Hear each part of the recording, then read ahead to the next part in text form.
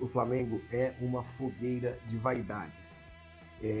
Sempre foi, mas no passado tinha uns caras mais folclóricos, mais engraçados até. Hoje não.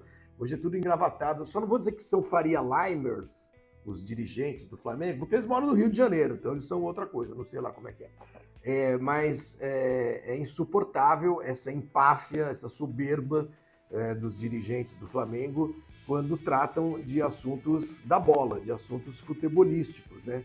Como se entendessem muito. Entendem um cacete, nada, imagina.